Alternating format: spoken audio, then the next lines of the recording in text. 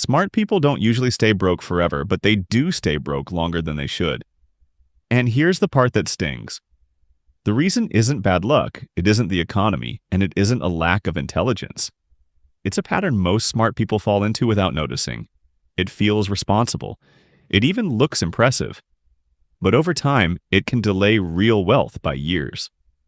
In this video, I'm going to break down the exact behaviors that keep smart people financially behind, even when they're doing everything right.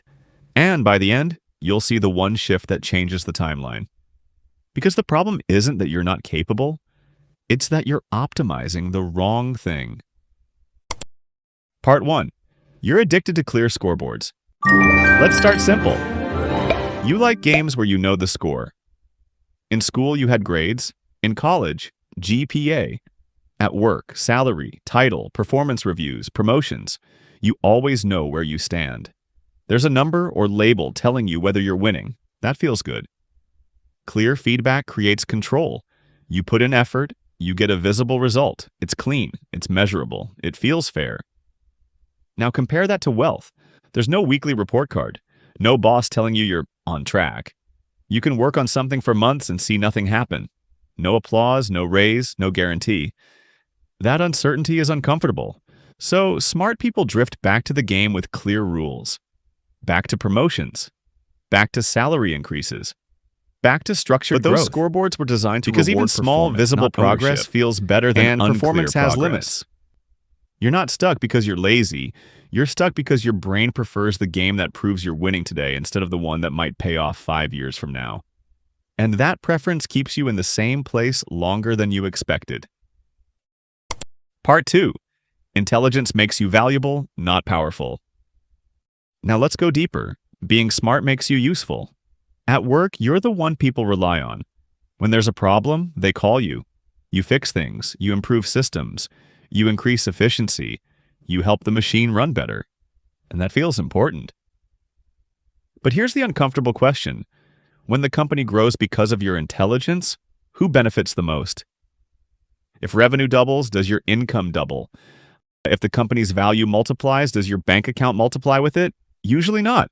Your work helps the company grow, but you don't own any real part of that growth.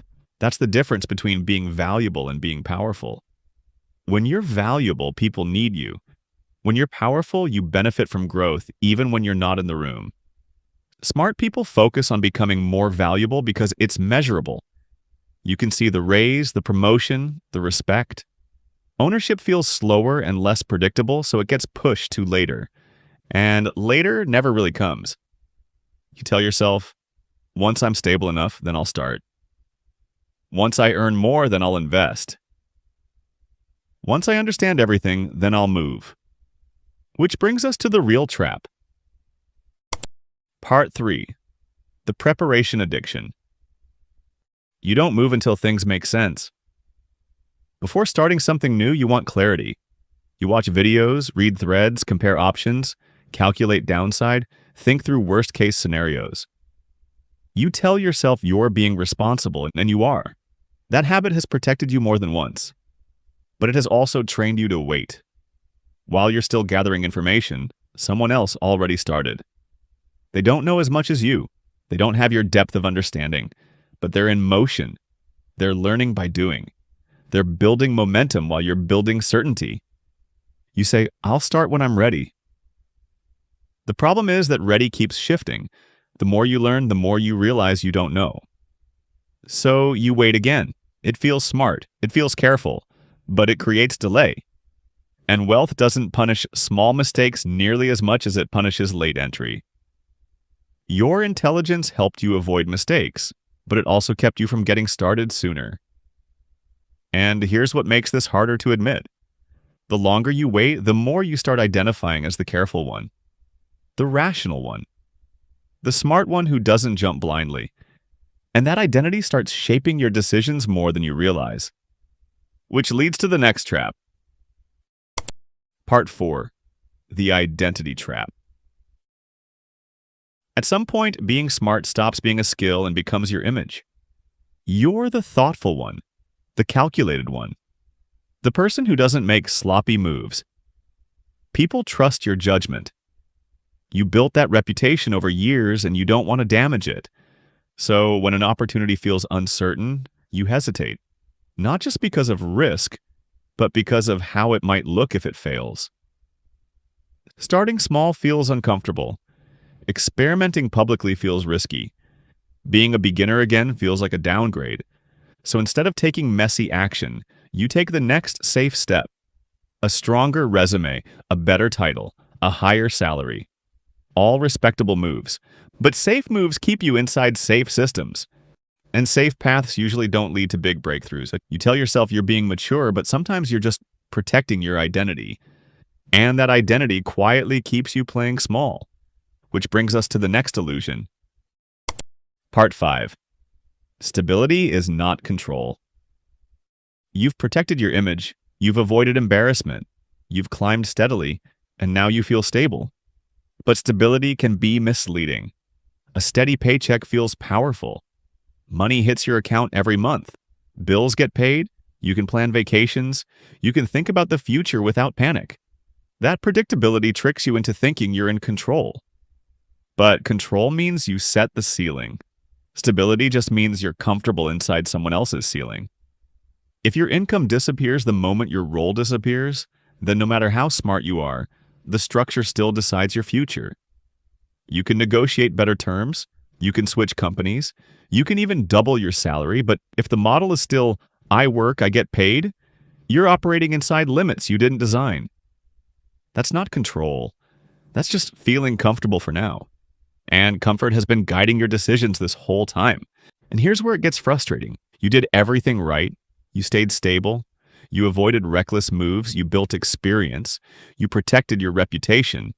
Then you look around, and someone less analytical than you is ahead. Not louder, not more talented.